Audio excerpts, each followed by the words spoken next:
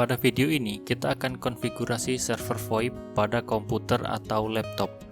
Dalam praktikum ini dibutuhkan satu buah HP sebagai access point, kemudian satu buah laptop yang akan difungsikan sebagai server VoIP dan klien, satu buah smartphone untuk pengujian. Untuk server VoIP akan kita install secara virtual menggunakan VirtualBox. Dalam praktikum ini kita menggunakan 4 langkah utama. Yang pertama, konfigurasi infrastruktur jaringan, yaitu konfigurasi untuk menghubungkan semua perangkatnya menjadi satu jaringan. Langkah kedua, kita konfigurasi server VoIP Treebox. Jadi praktikum ini kita akan menginstal server VoIP di laptop atau komputer yang sudah memiliki adapter wireless. Langkah ketiga, kita akan konfigurasi softphone pada HP dan PC laptop. Pada laptop kita akan gunakan Zoiper dan pada HP kita akan gunakan Calls. Jadi dalam praktikum ini kita membutuhkan 2 buah HP. Langkah keempat, kita akan lakukan uji coba konfigurasi VoIP dengan melakukan panggilan antar klien. Langkah pertama, konfigurasi infrastruktur jaringan dengan membuat hotspot yang mana smartphone yang akan kita gunakan sebagai access point atau center penghubung perangkat. Silakan masuk ke pengaturan, kemudian buat pengaturan security tidak ada sehingga klien bisa langsung terhubung ke jaringan. Jika sudah selesai, silakan simpan, kemudian hubungkan semua perangkat ke jaringan access point HP. Langkah pertama sudah selesai, kita lanjutkan langkah kedua untuk konfigurasi server VoIP Treebox pada komputer atau laptop. Kita buka aplikasi VirtualBox, kita buat project baru. Kita bisa beri nama VoIP server, tipe silahkan pilih other, kemudian versi pilih other. Kita lanjut. Memori RAM bisa kita isikan 1024 atau jika kapasitas RAM masih banyak bisa dimasukkan 2 GB. Lanjut, kita lanjut lagi, kemudian kita pilih VDI, kemudian dialokasikan secara dinamik. Untuk harddisk bisa ditambahkan menjadi 10 GB atau 20 juga bisa. Kemudian buat.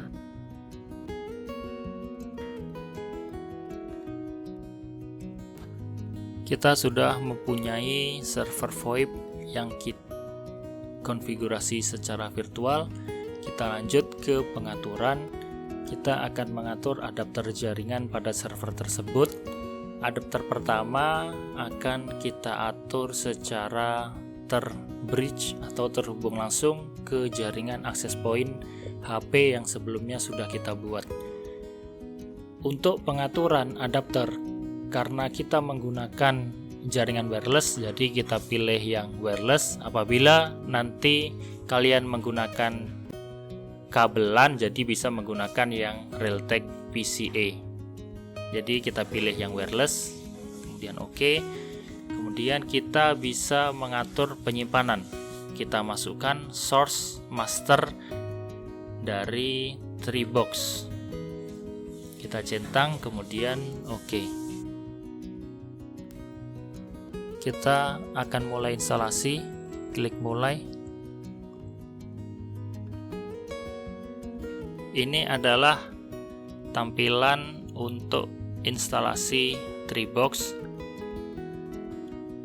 Untuk menginstalasi, kita bisa tekan enter.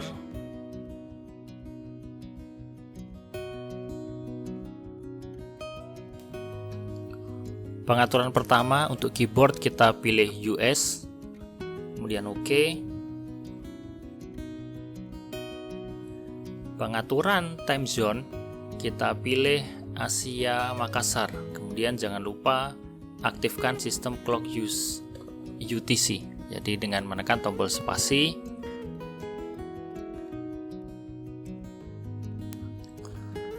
untuk time zone silahkan dipilih Asia Makassar. Kalau sudah ketemu bisa tekan tombol tab, kemudian enter. Kita masukkan password untuk user root. Masukkan passwordnya, kemudian ulangi lagi password yang sama. Kalau bisa langkah ini kalian catat passwordnya.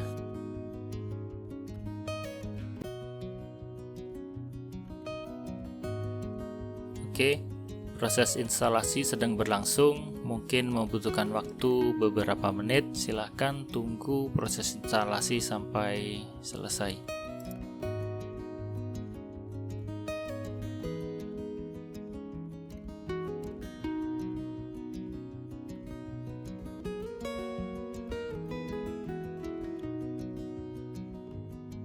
Oke, proses instalasi sudah selesai. Sekarang proses reboot. Jika kembali ke tampilan awal untuk proses instalasi, ini disebabkan karena master ISO-nya belum kita lepas dari komputer servernya. Jadi silakan masukkan di piranti, kemudian hilangkan tanda centang pada Treebox. Setelah itu silakan reset agar komputer server bisa reboot kembali. Ini adalah tampilan dari booting Treebox. Setelah ini akan terbuka jendela konfigurasi VoIP server. Mungkin proses loading ini butuh sedikit waktu, jadi agak lama, jadi silahkan ditunggu saja pada tahap ini.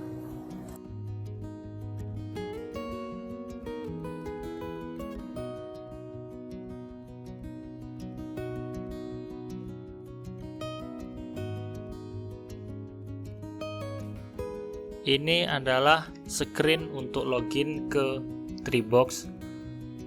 Treebox login, silahkan dimasukkan root, kemudian passwordnya adalah password yang sebelumnya sudah dimasukkan pada saat proses instalasi. Di sini bisa kita lihat di bagian atas ada keterangan for access to the Treebox web GUI, use this URL.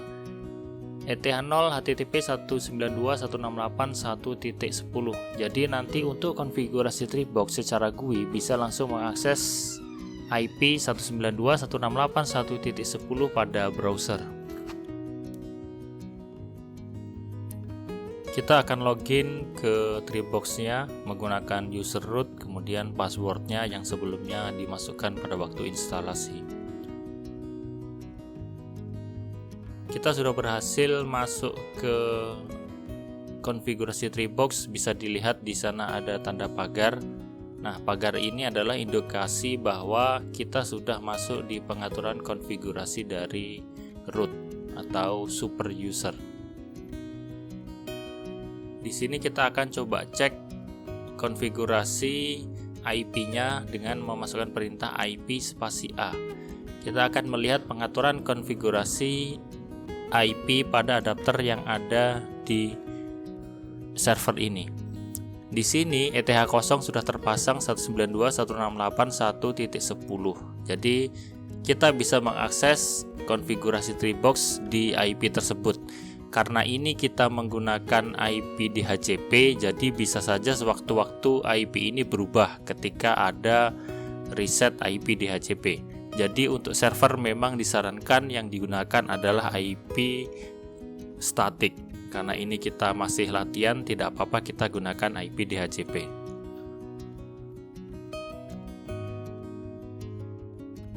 Sekarang kita buka browser.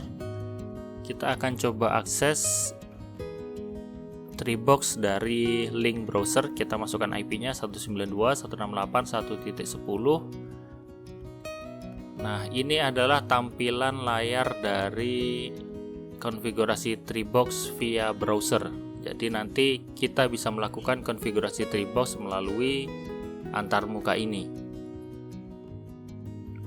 Kemudian kita bisa pilih switch untuk memasukkan login dari akunnya. Di sini nama penggunanya defaultnya adalah main, MAINT.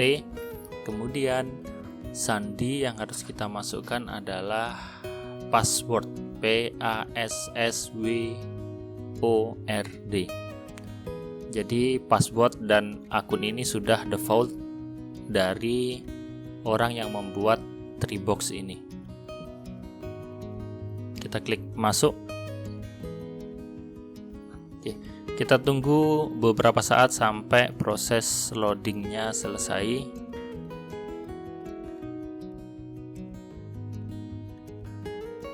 Baik, loadingnya sudah selesai. Di sini ada tampilan simpan sandi. Kalau mau disimpan bisa disimpan, kalau tidak perlu klik jangan pernah. Kemudian ada registration, kita skip saja karena kita gunakan untuk latihan, jadi tidak perlu kita registrasikan untuk servernya.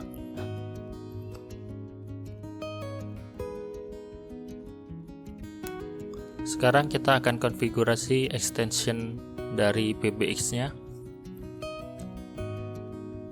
Pilih PBX, kemudian PBX setting. Di sini kita pilih extension, kemudian device, kita pilih generic SIP device, kemudian submit. Nah, ini adalah antarmuka untuk menambahkan akun dari telepon SIP-nya. User extension, kita isi nomor teleponnya. Jadi nomor yang ingin diinputkan kita bisa isikan 111. Nah, nomor ini ibarat kalau misal kita gunakan telepon, dia nomor teleponnya. Jadi kalau di sini nomor extension, kita isi 111. Kemudian kita isikan di bagian display name. Kita bisa isikan dengan nama pengguna 1.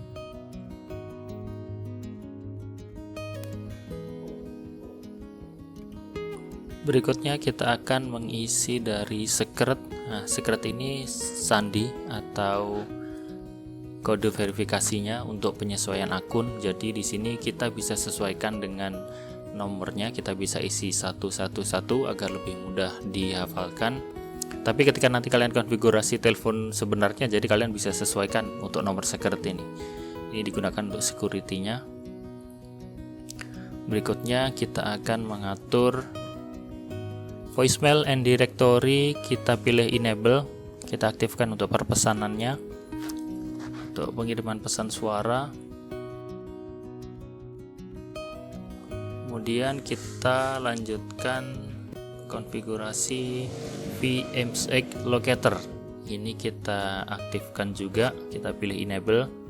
Kemudian voicemail instruction kita pilih centang semuanya, jadi unavailable, busy, and standard voicemail prompt. Kalau sudah kita pilih submit. Jadi di sini kita sudah menambahkan satu akun. Kemudian klik apply configuration change, kita pilih continue with reload. Jadi kita akan simpan pengaturan ini ke server PBX-nya. Jadi kita sudah punya pengguna 1, dan ini adalah akun SIP yang baru kita tambahkan. Akun ini yang nantinya akan kita tambahkan di kliennya, jadi sebagai akun di SIP kliennya. Jadi nanti ini akan kita masukkan ke PC yang akan jadi klien dan untuk smartphone. Berikutnya kita tambahkan untuk akun kedua, kita bisa pilih submit. Langkahnya sama dengan pembuatan akun di pengguna 1.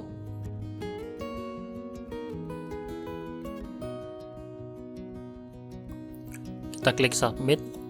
Kita mulai untuk membuat akun yang kedua. Use extension bisa kita tambahkan nomor lain, misalkan 101 atau 102, atau bisa juga kita pakai 222. Display name-nya kita masukkan pengguna 2.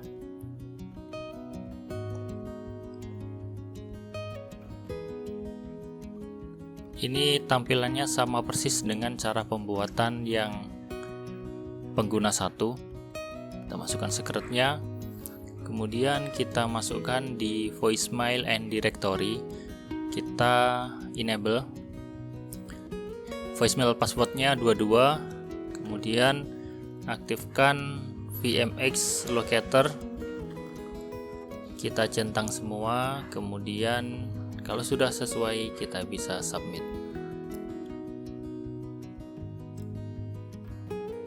Kemudian kita pilih Apply Configuration Change, pilih Continue with Reload.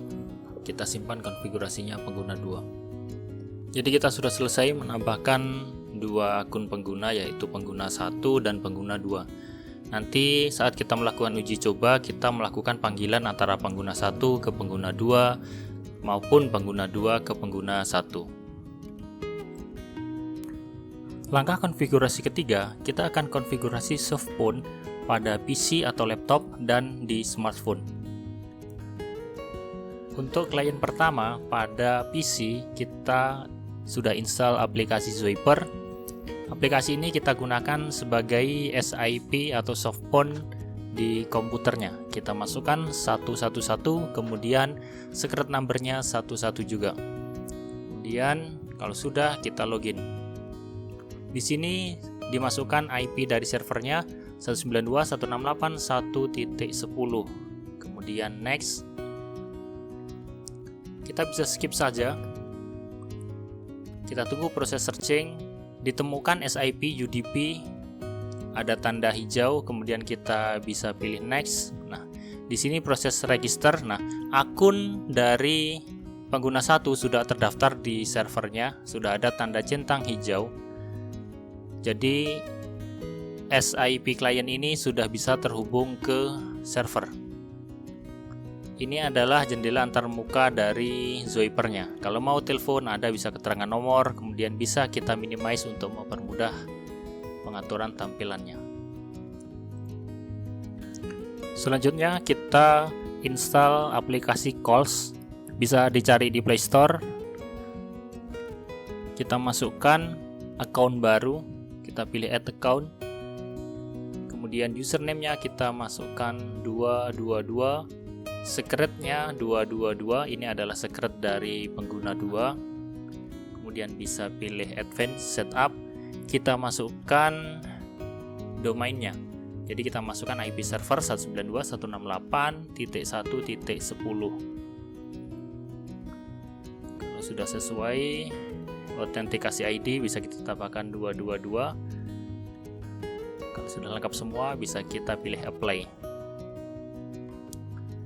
Jadi ini adalah antarmuka dari aplikasi Calls sebagai aplikasi softphone yang bisa kita install di Android. Jadi ini adalah HP Android yang kedua. Langkah terakhir adalah uji coba konfigurasi server VoIP. Kita akan melakukan panggilan antara pengguna 1 ke pengguna 2 atau sebaliknya. Kita coba dari smartphone. Untuk telepon pengguna 1, masukkan nomor dari pengguna 1, kita calling. Oke, panggilannya sudah masuk, kemudian kita angkat. Oke, di sini bahwa dua perangkat ini bisa saling berkomunikasi menggunakan server VoIP yang sudah kita buat di langkah nomor 2. Untuk uji coba, silahkan lakukan panggilan dari pengguna 1 ke pengguna 2 atau dari pengguna 2 ke pengguna 1. Jadi kurang lebih seperti itu langkah untuk konfigurasi server VoIP dengan dua klien. Terima kasih.